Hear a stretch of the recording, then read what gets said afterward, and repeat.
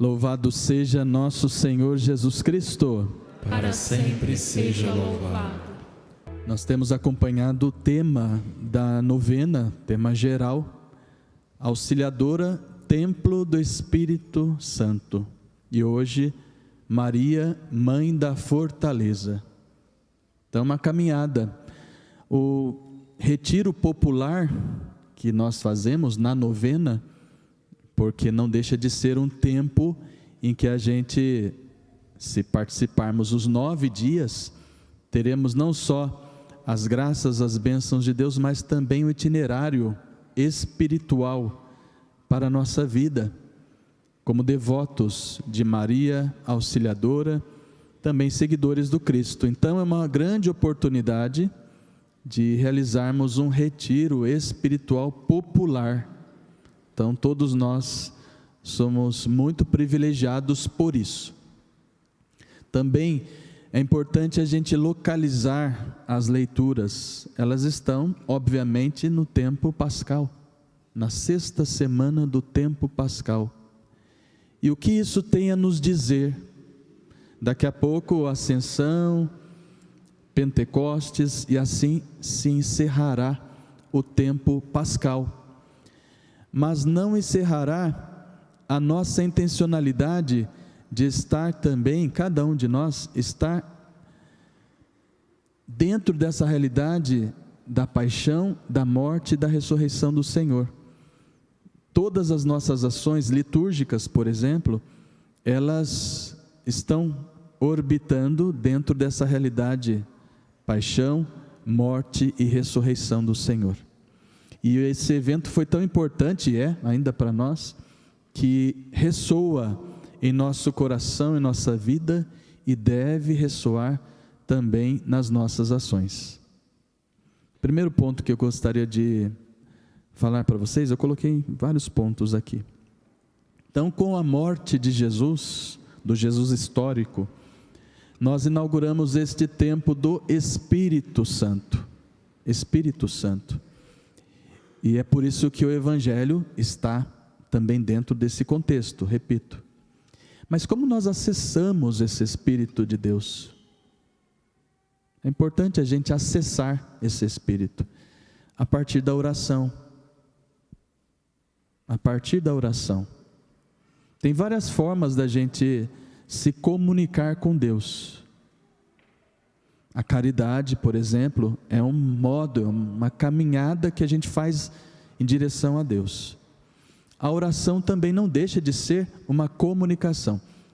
São Paulo aos Romanos, São Paulo escreveu muitas coisas, mas na carta aos Romanos, ele vai dizer assim, o autor sagrado: o Espírito vem em auxílio à nossa fraqueza, porque não sabemos o que devemos pedir, nem orar como convém, mas o próprio Espírito intercede por nós. Então ele já traz aqui uma característica do Espírito Santo: intercessor, advogado, paráclito. E nós vamos beber dessa fonte neotestamentária, e a gente vai entendendo aos poucos o que vem a ser esse intercessor, esse advogado, esse paráclito. E aí é interessante porque esse mesmo Espírito que é o dinamizador desta oração, ele que vai fazendo de nós próximos de Deus, quando a gente também se abre, quando também a gente se coloca nesta mesma perspectiva. E aqui é interessante que é como se desvelasse muita coisa em nós. Tanto é que na oração nós também encontramos o nosso limite por sermos criaturas. E não só, nós encontramos nossa pobreza, mas também nós encontramos a necessidade de Deus. É na oração que nós vamos nos aproximando a cada dia, cada vez.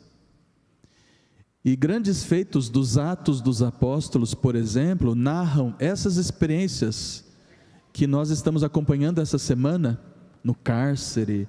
Então nós encontramos situações que até mesmo aquele guarda que estava ali, de repente, aquela cena, aquela situação que nós temos acompanhado, os Atos dos Apóstolos, eles querem saber como que isso acontece. O que tem no coração desses homens, dos apóstolos, na igreja primitiva, que faz com que eles destemidamente anunciem e passam por diversas situações, diversas tribulações. É esse Espírito de Deus. Então podemos dizer que esse mesmo Espírito, ele passa a ser também para nós um intérprete, que possibilita-nos um conhecimento e um acesso a Deus. Vários caminhos podemos acessar, mas a oração, ela dentro desta dinâmica do Espírito, porque ele é o dinamizador, ele faz-nos acessar Deus. Por isso a necessidade de Deus que nós temos. E nesse tempo, nós vamos escutar muito isso, a necessidade de Deus. Esse mundo contemporâneo vai pedir a necessidade de Deus. Quanto mais a gente progride nessa escuta e também nesse diálogo, nesta comunicação, nesta intercomunicação, interrelação, mais entenderemos o limite nosso da relação com o Senhor. Interessante, porque isso nos coloca num nível muito humano mesmo, porque às vezes a gente começa a... Não, a gente precisa se colocar mesmo dentro dessa perspectiva muito humana, sem ter essa pretensão de também estarmos num lugar mais avantajado, num degrau mais elevado na relação com Deus. Quanto mais a gente se aproxima, mais entendidos nós ficamos da nossa humanidade e maior o nosso acesso a Deus. A oração alimenta esse nosso momento, essa nossa conversa com o Senhor. Por isso a Eucaristia é a oportunidade também desse acesso a Deus, dessa conversa, permanecer, estar com Cristo. Mediante a oração nós também experimentamos essa liberdade dada pelo Espírito, a liberdade autêntica. A liberdade autêntica. Isso nos faz escolher sempre as coisas boas e necessárias. E essas coisas boas e necessárias vão dar sentido à nossa vida. Vão dar sentido à nossa vida. Ainda estou lendo um livro que fala do neoliberalismo. Ele como gestor do sofrimento psíquico. É interessante. Não só ele gera, mas ele mantém esse sofrimento psíquico. E quando a gente fala desse sofrimento psíquico também, a gente percebe que em nossos dias tantas realidades são acessadas, mas às vezes não traduzem o que precisam ser, ou seja, o sentido mesmo. Nós estamos num tempo assim, um mundo muito bom, mas que reclama muito por essa situação do sentido, a ausência do sentido, a ausência de uma liberdade realmente libertada. E isso nos faz tão distantes e nos coloca também tão distantes. Imaginemos assim, a gente vê uma realidade, a nossa vida, aquilo que é tangível a nós, mas sem sentido, sem gosto, sem prazer de viver. E muitas vezes nos encontramos assim.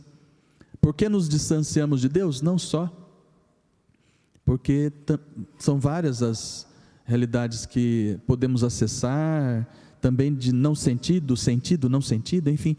Mas essa realidade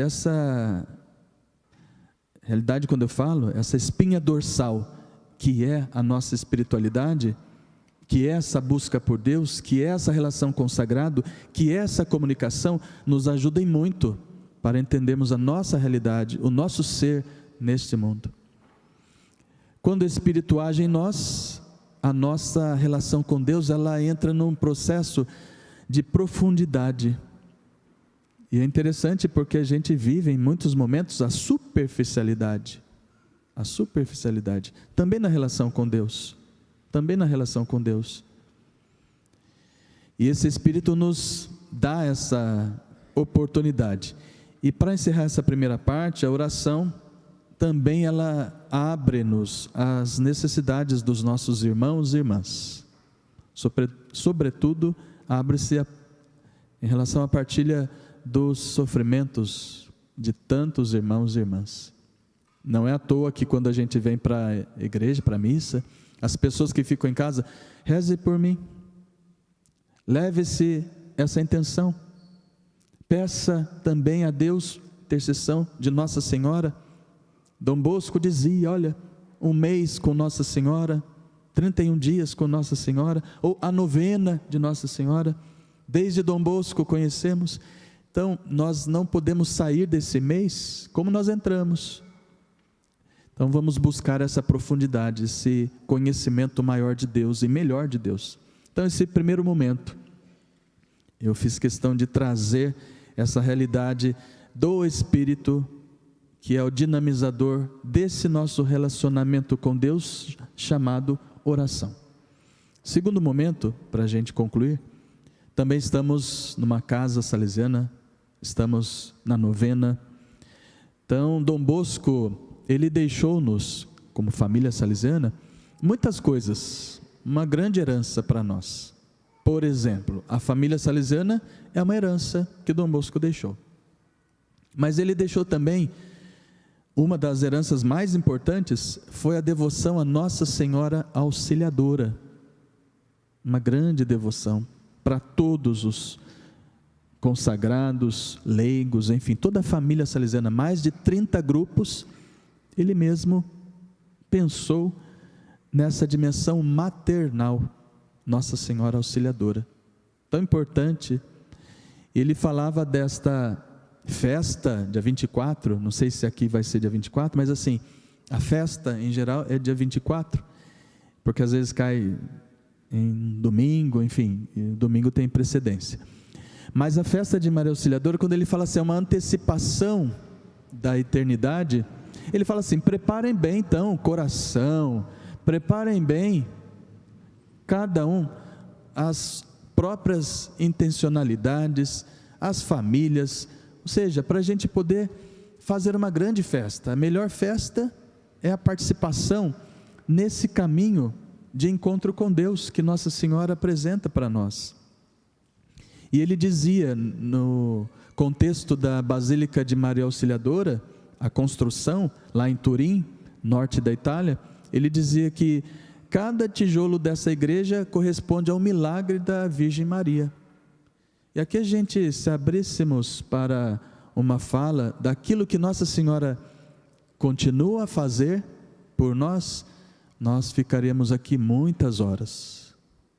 Muitas coisas nós recebemos, tantas coisas que chegaram até nós por intercessão de Nossa Senhora.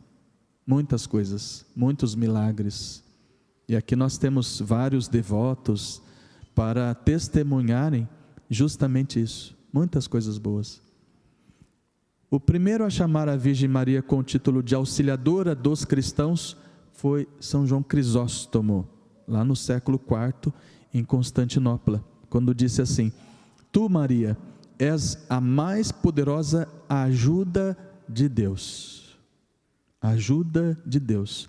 Obviamente que nas Sagradas Escrituras nós poderíamos dar um fundamento para isso, uma fundamentação bíblica.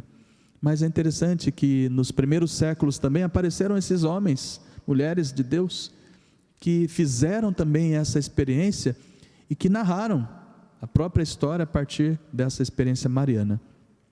Depois, no século VIII, São João Damasceno, primeiro a difundir a oração: Maria Auxiliadora, rogai por nós. E repete que Nossa Senhora é a auxiliadora dos cristãos para evitar males e perigos e obter a salvação. Cada dia vocês estão recebendo também umas instruções, não é assim? Sobre um pouco da história de Nossa Senhora. Eu escutei aqui hoje também.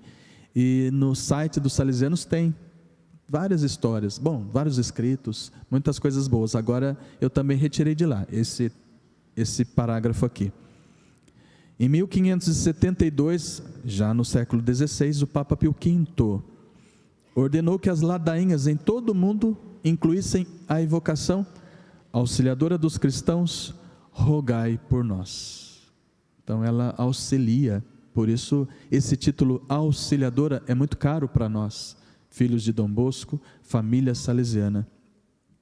Por fim, 1814, Papa Pio VII, que era prisioneiro de Napoleão, prometeu a Nossa Senhora, resgatando, que no dia em que chegasse a Roma em liberdade, estabeleceria a festa em louvor a Nossa Senhora Auxiliadora. É interessante que em Turim, nesta ocasião, já estão também, tem um altar bonito também, eles colocam todas, praticamente nas ruas, nas vizinhanças ali, eles colocam um alto-falante, dá a impressão que toda a cidade vai escutar, e escuta, num raio bastante, não sei quantos quilômetros, todos escutam, no dia da festa de Maria Auxiliadora, essa homenagem, mensagens, orações, uma grande e bela procissão também é feita nas ruas de Turim.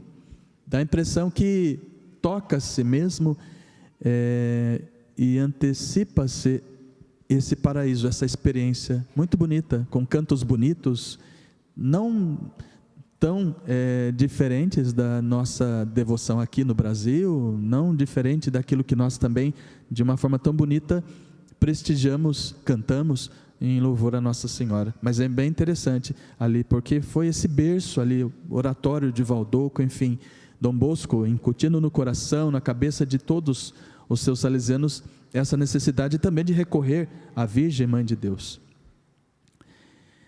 Por isso ela é o templo do Espírito Santo, que é o tema maior. Mãe da fortaleza, porque ela auxilia. Aqui, por exemplo, fortaleza é um dos dons do Espírito Santo, ela está dentro desta perspectiva, ela recebe a mensagem do anjo, ela concebe essa realidade do Cristo, a encarnação do Verbo por obra do Espírito Santo, ela mostra essa garra, essa força, essa vitória, ela intercede por nós, ela tem essa fortaleza em seu coração. E aí, para encerrar, em maio de 1862, Dom Bosco narrou o famoso sonho das duas colunas, no qual descreveu a luta da igreja no mar do mundo, onde apenas a ancoragem nas colunas da Imaculada Auxílio e da Eucaristia, Maria, Eucaristia, as duas colunas, esse conjunto, representa uma fonte de salvação para a própria igreja e também para o papado. Dom Bosco vai narrar outras histórias, outros momentos também da própria vida.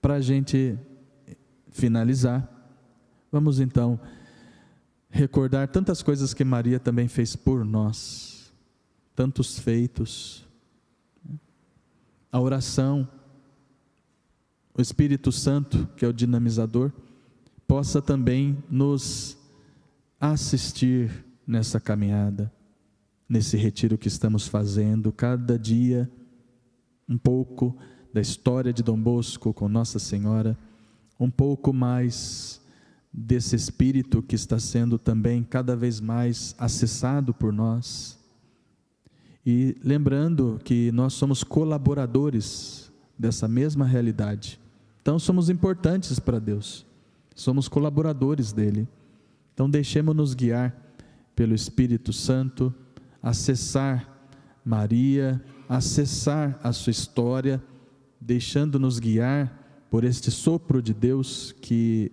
é capaz ainda de nos colocar e devolver esse sentido de estar aqui enquanto família cristã, nesse tempo tão necessário de mostrar esse amor de Deus às pessoas. Um instante ainda em silêncio para a gente fazer o nosso momento de gratidão a Ele, e o nosso momento também que seja 1-2 minutos de comunicação com esse mesmo Deus, pedindo a intercessão, assistência desse Espírito.